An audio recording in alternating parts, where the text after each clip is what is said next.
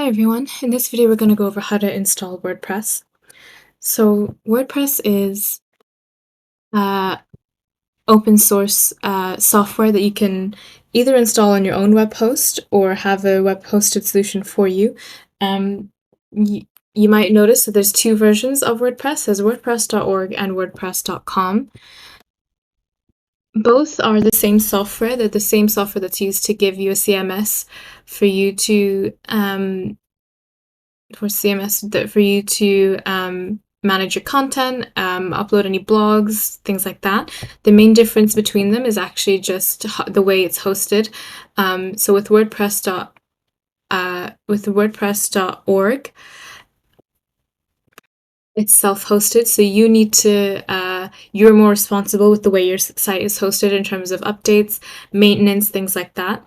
And then WordPress.com, it's managed for you between different plans as well. There's a free version, and then it goes all the way up to premium. In this video, we're going to talk about how to install WordPress, and then later on how to kind of move it onto a hosting platform, basically. So there's two ways to install WordPress. You can either use a hosting platform, like for example, Bluehost, that offer one-click WordPress installation. So Bluehost is a web hosting platform that will help manage your website, but it also just means that once you buy a hosting plan with Bluehost, you can easily just click into your dashboard and set up WordPress and manage all your installations from there. There's a lot of hosting platforms that offer one-click installation. Bluehost, HostGator, SiteGround, they all offer the one-click installation, so it's a really easy way to install it. It also means because you are using WordPress.org, more than likely you will need to find a hosting provider to help host your website. And so if you get that ready from the beginning, then you're able to essentially have the hosting platform ready once your site is ready to go live. We have several videos on how to pick a good hosting platform, if you'd like to check them out below. The other option is to install WordPress locally, and there's two ways to do that. You can either download the information, or you can use a feature called Local by Flywheel. So Local by Flywheel is a separate program, and it's by the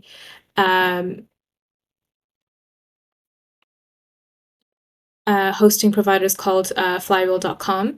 And you can download it fully for free. You don't even need to have a hosting plan with Flywheel in order to use it.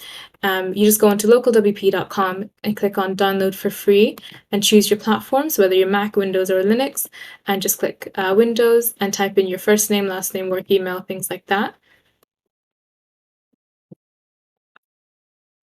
Once you've submitted that information, it'll start downloading the package for you. Once the program has been downloaded, you'll see something like this come up. So it's essentially the Local by Flywheel dashboard. So you can see there's a few sites set up already, but essentially this will be blank for you, and you can start adding new sites from here. So to add a new site, all you need to do is click on this big plus button at the bottom here to add a local site, and you want to click Create New Site.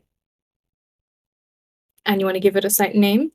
And this will be the part of the names of your website. You can go into advanced options and you can choose your own domain and site path, which is essentially where the files of your website will remain. But you would just click continue. And then you want to make sure that you have the preferred environment. You can choose custom, and you can sort of decide which PHP version you want to use, what web server you want to use, what database version you want to use. But if you're unsure about all that, you can always go on to preferred as the way to go. And you just click continue, and you want to give your WordPress username and password. And this is the WordPress username and password that you're going to use to sign in. And the WordPress email as well. And you want to change that to something that you can have access to in case you ever need to reset your profile or anything like that. Again, within advanced options, you can decide if it's a multi-site or not, whether it has a subdirectory or subdomain. And then all you need to do is click add to site or add site, and the WordPress will essentially, or Local by Flywheel will essentially start packaging up your site and building it for you. So you can see the site being added here, creating all the site folders, and it's doing everything for you. You don't need to do any other bit of work. Just wait for that to download.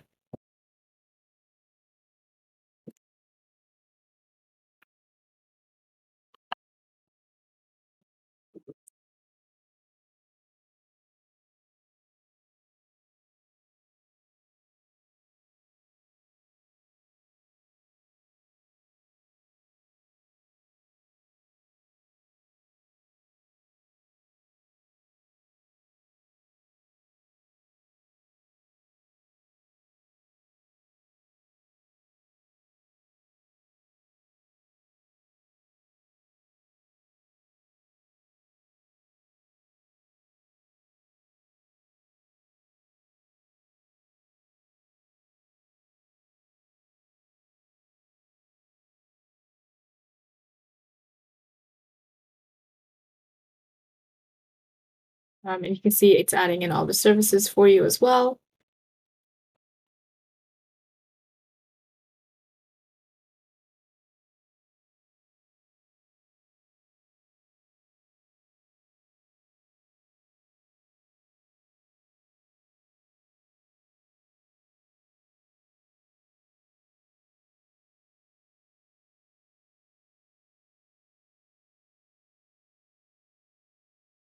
And you can see it's adding WordPress as well, and everything is being added for you.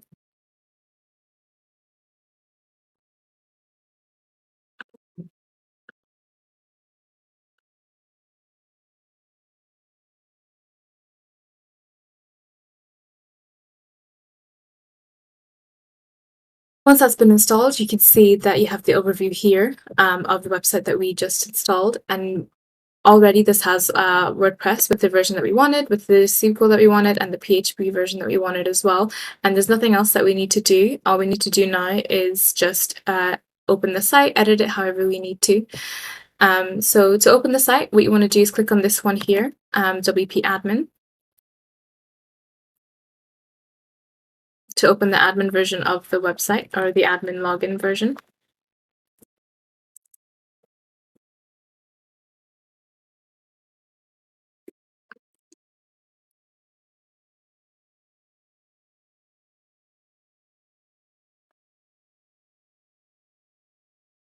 And you use the email address that we set up in the beginning.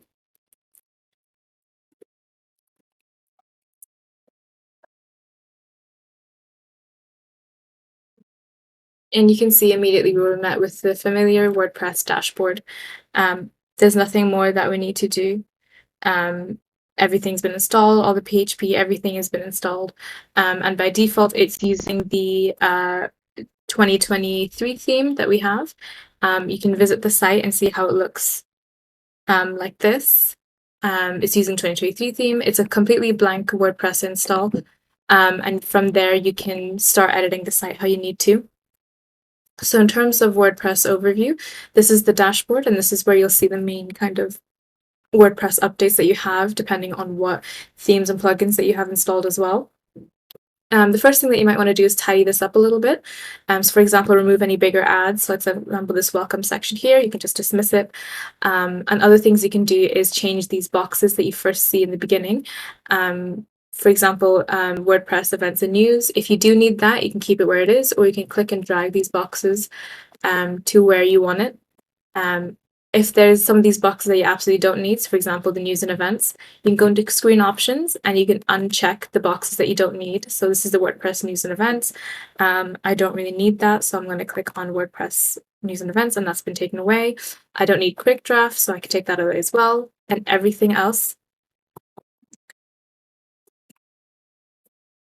And so this dashboard is fully customizable, and there'll be things added to it the more plugins that you add. So for example, if you add Gravity Forms, you'll get another box for Gravity Forms, Elementor, any kind of plugins, SEO plugins, things like that.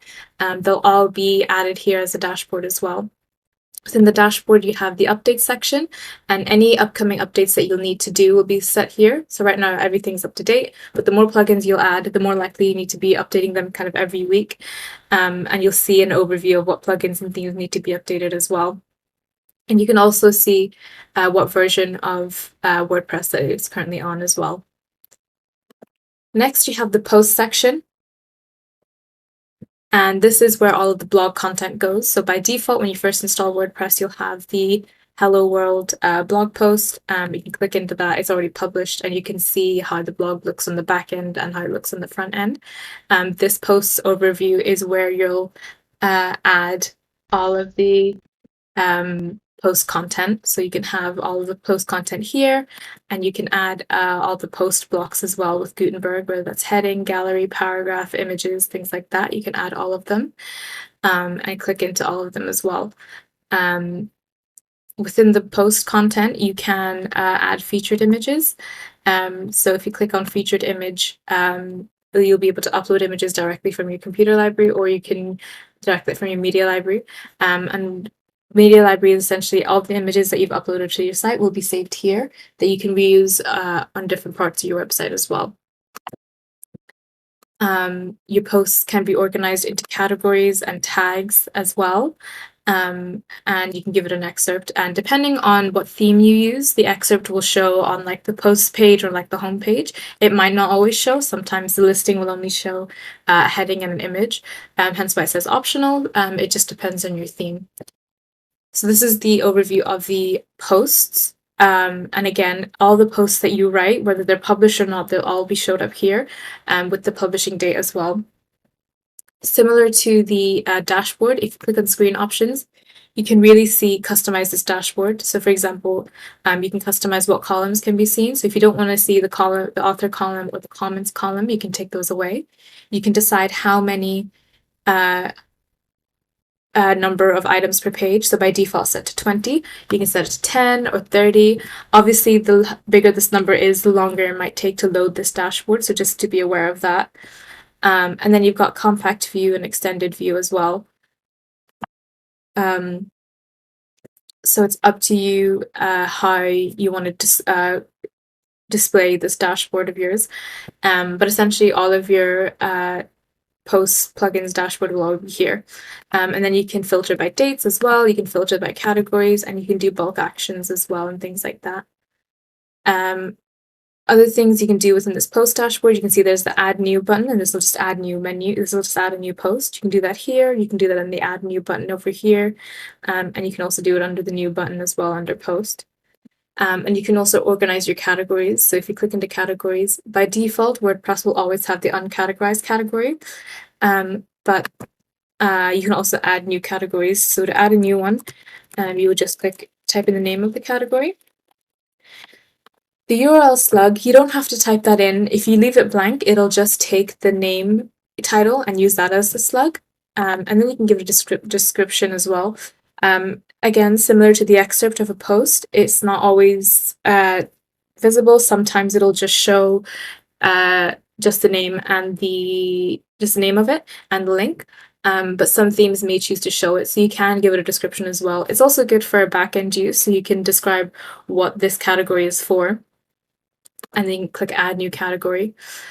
And then another thing you can do is assign it a parent category. So if you have a category that's meant to be a subcategory of an existing category, all you would need to do is type in the name of the category. And then under parent category, you want to give it the actual category that it's meant to be a subcategory of. Give it a description if you'd like, and click add new category. And you can see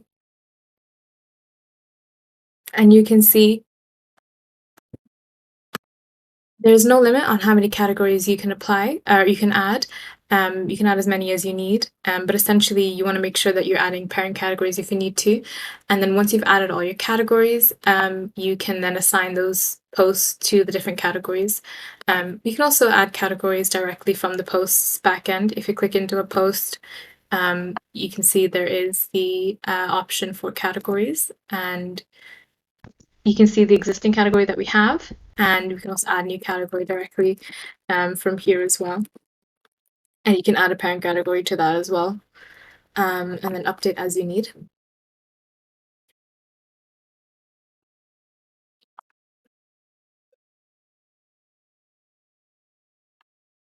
Another thing you can do is add tags as well. Tags are similar to categories, except tags have no hierarchy. It's just another way of organizing your categories, but there's no like sub-tag or anything like that, equivalent to like a subcategory. To add a new tag, you would just type in the name of the tag that you want. You can give it a slug if you want, but if not, similar to categories, it'll just take the name of the tag and use that as a slug. And again, similar to the description, it's not just displayed by default. It just depends on the theme that you use. Will it display the category or the tag or not? And just click add new tag to add that as a tag. The next thing then is the media library, and the media library is essentially where all of your media is stored once you've uploaded it to the site. This isn't just images, it can be content like documents, audio files, video files, PDFs, things like that. It's all going to be saved here. To add a new one directly to the media library, you can click on add new, click on select files, and it'll open up your computer library. And you can just click on the file that you want. And you can see it uploads immediately. And you can see when you give it, when you upload it, you have space to add alt text. Alt text is really good for SEO because it tells Google search engines what this image is about, and you can rank for this text as well. And you can give it a caption, and again, depending on the theme that you use, sometimes it'll display the caption. Another thing that it does is it can copy the URL to it'll give each file a URL. This will be good if you have any documents to display. You can paste the URL in buttons, so then when people click on it, they can download a PDF. But essentially all of your items and media files will go here. The next tab you have is the pages, and the pages tab is where basically all the pages of your website go. So by default, you get the privacy page and the sample page, but if you want, you can add a new page just through here.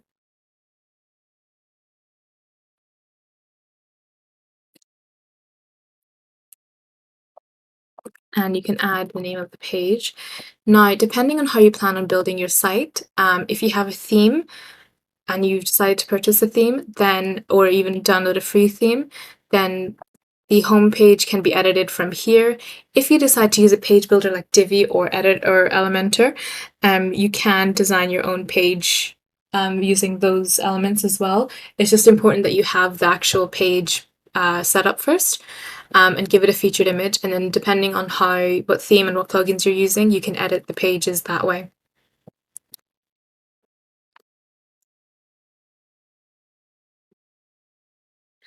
The next thing then is the comments. So if there's a comment section on any part of your website, usually it's in the blogs, they'll all be here. And the way the comments work is that they kind of allow your visitors to have a discussion with you and each other. And when you activate comments on a page or a post, WordPress installs several kind of text boxes after your content where people can submit their comments. And you can see with the comments, you can change the status of them to pending, which means comments are submitted by your visitors but won't be visible on your blog. Approved, meaning comments are published and are visible. Spam are comments flagged as spam, and then trash are comments marked as unwanted and they'll be automatically deleted after 30 days. You can reply to comments, and you can also choose to edit anyone's comments as well. Once a visitor submits his or her comments, WordPress will follow your preferences and either hold the comment for your approval or post it immediately. If you see a comment that's been marked as spam and you actually realize it's a real comment, then you can mark it as not spam as well. To look at your discussion settings, all you need to do is go into settings and go into discussion.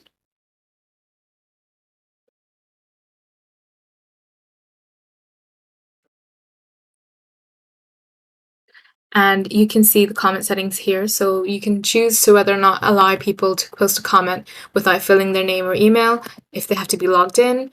If posts are older than 14 days, you can automatically close comment boxes. So older comment posts aren't able to have comments on them. You can show comments cookies, you can break comments into pages, things like that. You can set up notifications as well. So if anyone posts a comment, you get an email, or if a comment is held for moderation. Your default post settings is allow people to submit comments on new posts, or you can allow link and notifications from other blogs. Before a comment appears, you can decide if you want to manually approve the comment, or if the author has previously approved comment, then you can allow it to post as well. So all your discussion settings are set here.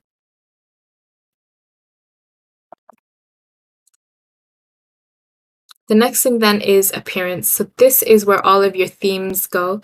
So WordPress uses themes to control the design and layout of your site. Themes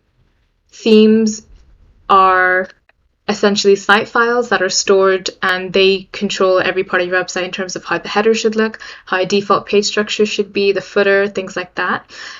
So when you first install WordPress, you get the 2023 theme, or depending on what year you install WordPress, it'll be a new theme depending on the year. To add a new theme, all you need to do is click on Add New.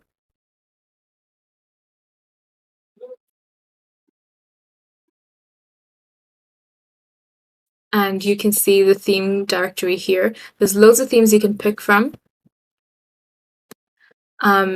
Free and paid. So if you go into the feature filter, what you can do is you can browse by subject if you know what type of website you're doing.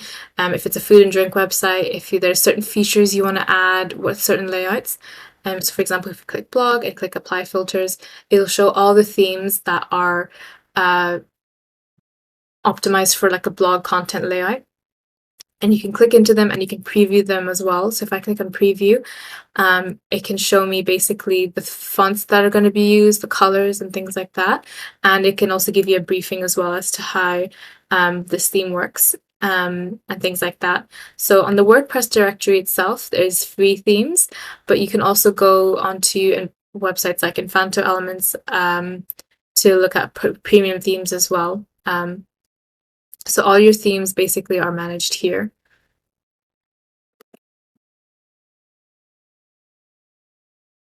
Next thing is the plugins. So plugins are essentially a piece of software that plugs into your WordPress site. Plugins can add new functionality, extend existing functionality on your site that allows you to create any kind of website. So for example, if you wanted to make a e-commerce website on your WordPress, then you need to install a plugin called WooCommerce, which is an all-in-one solution for e-commerce websites for you to sell products, set up products, sell them, create shipping information, delivery information, things like that. Booking websites, you might want to use plugins like Amelia. Event management websites, plugins like Modern Event Calendar, all are plugins that extend the functionality and create new functionality. There are also plugins to help performance, so things like caching plugins. There's also plugins that help communications, like Gravity Forms to help for forms plugins as well. Then there's also page builders, which are different kind of plugins. To add a new plugin, you need to just go into the plugin. There's two ways. You can either go into plugins, click on Add New, and open the WordPress directory for plugins. All the free plugins will be found in the WordPress directory. So things like Classic Editor, Gutenberg, BuddyPress are all free plugins. You can go into popular and see what the popular plugins are, what recommended plugins there are, and things like that. And they're all free and you can install them directly to the WordPress directory. So for example, if we go into WooCommerce and click install now, that'll install the plugin. After installing it, you need to activate it as well. So we'll wait for this to install. And you'll see after we need to activate it.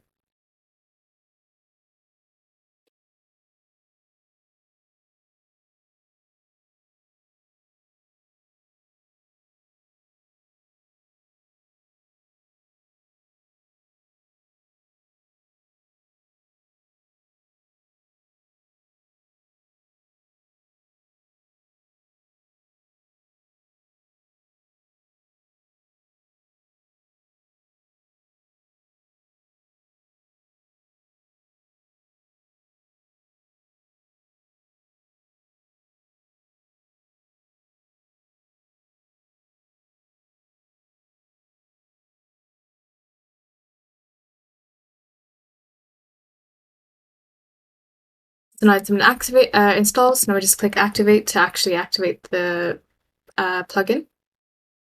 And all plugins that you install will need be installed the same way. You just need to install it first and then click activate.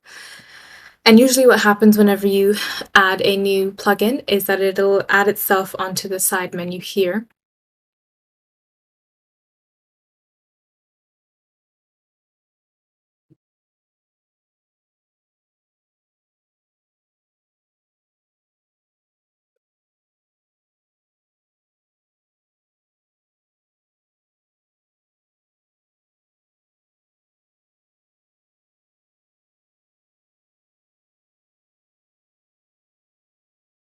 Sometimes when you install them, they come with a setup wizard as well. So you can set up as a step-by-step guide as opposed to as yourself. We have a full video on how to set up WooCommerce in our channel below if you'd like to check that out. In the meantime, we'll just skip the setup wizard for this for WooCommerce for now.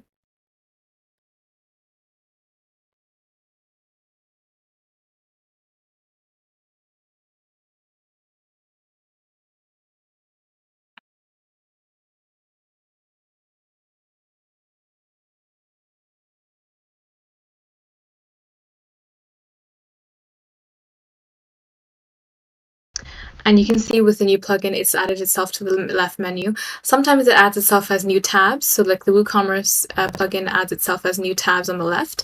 And sometimes they add itself within existing tabs. So sometimes it'll be within the settings tab and sometimes they'll be within the tools tab.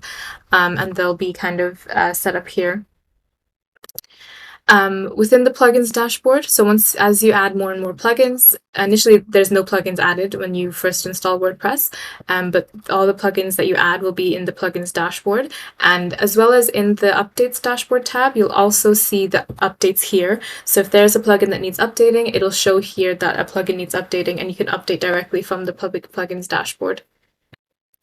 So that's one way to add plugins. The other way to add plugins, and this is more for if this is a paid plugin, is if you go to the plugins website directly and purchase the plugin and download it from there. So for example, the Elementor plugin. Elementor is a really popular page builder. While the Elementor Basic is free, the Pro version of Elementor is a paid plugin. So in order to get the plugin, what you need to do is create an account, purchase a plugin. If you click on the pricing,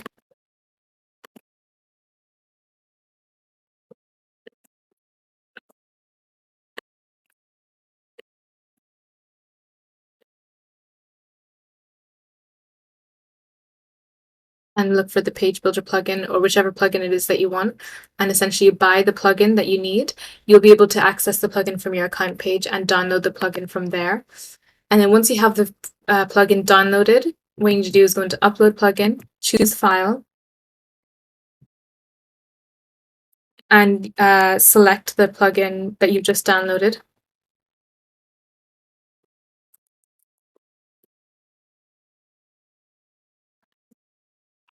And just open that plugin. Make sure that it's zipped and you don't unzip the plugin that you have, and just click Install Now to begin installing that plugin.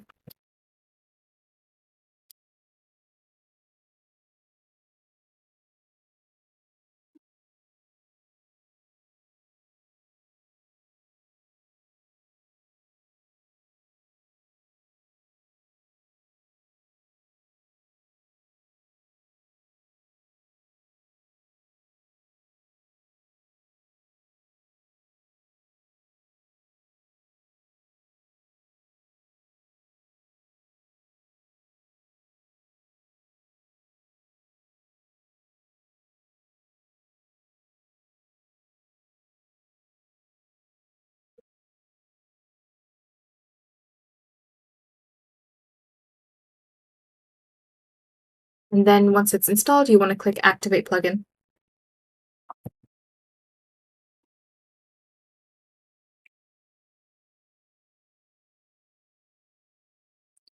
And you can see the plugin's been installed and activated. With some plugins, it'll let you know if you're missing something. So for example, this plugin here, where you're missing the basic Elementor plugin, so you can download it directly from there. But essentially all of your plugins, you're going to be managing from this plugins dashboard. The next tab you want to go over is the users, and this is essentially where all of the users that have access to your site, any kind of access to your site, will be stored here. This includes any admin users, editor users, and users, subscriber users, things like that. So there's lots of different roles for users. There's admin, who have complete control over the website. When you first install WordPress, your admin user that you add is an admin user. Admin users can add, edit, delete users. They can control content across each site. Then you've got the editor, which can manage and publish posts and schedule content, but they can't install, activate plugins, or manage themes. Then you've got the author user, who can write and publish their own posts and pages. They can delete their own posts, but they can't publish, edit, or delete anyone else's posts. So editors can do that, and authors can't. Contributors can write their posts as well, but they have to post it for review. They can't publish it themselves. An admin or an editor account will need to publish it themselves. And then you've got subscriber, and they can manage their own profiles, read their posts on WordPress site, but they can't write their own publish or posts or write their own blogs or anything like that. So to create a new user role, you need to have the user attach it to. So what you need to do is go into add new on the user dashboard.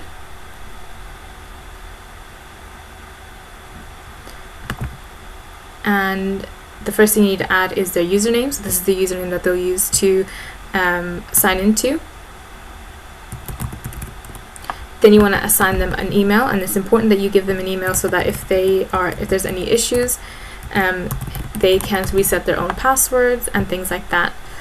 Then you can give them a first name and a last name. This just makes it a bit more personable when they log in. So you can see at the top here it says my name at the top, so it makes it a bit more personable. It's good if you're adding a client to your website. You can have their first name and last name.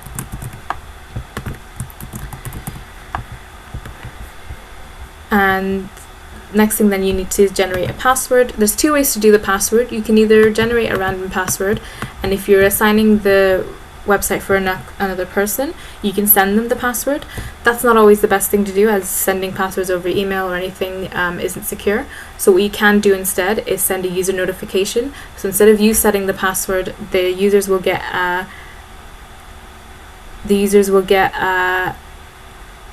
email from WordPress saying this is your email account, this is your user account, and then they'll give them a link to set their own passwords essentially.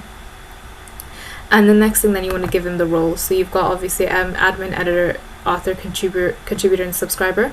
Because we added WooCommerce, it added 2 new user roles as for customer and shop manager.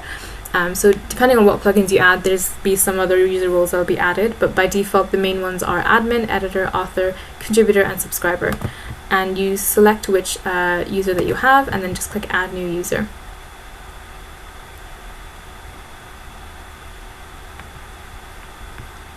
And you can see in the users dashboard exactly who's on the site, what users have access, and again with like the other ones you have screen options and you can control what is actually on the screen as well.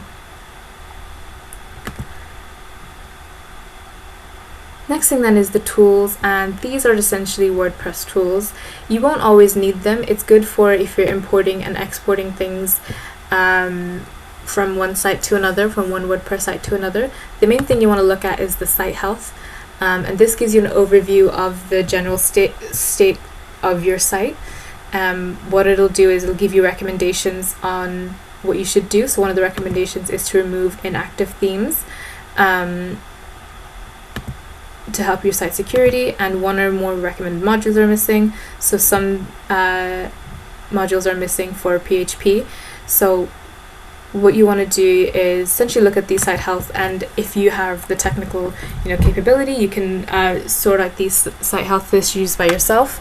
The other thing you can do is take these issues and contact your hosting provider, as they'll be able to be equipped on how to handle these issues. They'll either tell you how to do it or they can do it themselves. The other thing you can do then is settings, and this is the general settings for your WordPress website. Things like your site title and tagline are controlled here. Depending on if you have a membership site, you can decide if you want anyone can register. Default roles, as you said, was subscriber, but you can change that to default role to be editor, or whatever default role that you want. It's also important that you have the correct time zone, time format, date format, and site language on your site as well, and what week the site starts on. Then you've got other options like writing. So with that, you have options on what category something's supposed to be on, what post format something's supposed to be on, things like that. And then you've got reading as well. So if the home page is meant to display your latest posts or static page, if it's a static page, you can decide which is your home page and which is your post page, and how many posts the blog page is meant to show at a time. And full text post feed as well. Another important feature that you may or may not want to use is search engine visibility. So whether or not you want to discourage search engines from indexing the site. Now, if your site is not ready for public viewing, you can check that. Again, it's up to search engines to honor this request, but essentially there'll be robots blocking the site and Google will be able to visit it. It's, I guess, useful if you wanted to stop people from looking at a site that's not finished. However, you need to remember to enable that again. Otherwise, once the site is ready and this isn't enabled, it won't be ranking for anything. Next thing then is permalinks. So with the permalinks, by default it'll just show post name, but you can give it a custom structure or a plain structure as well. You want to go for something a bit readable, so post name or custom structure would work. And then just save your changes once you're done. So that's basically it. That's how you would install WordPress and a basic kind of overview of WordPress. For more information on how to install themes, what kind of themes you should use, page builders, please check out our channel. We have lots of videos about that as well. Thank you.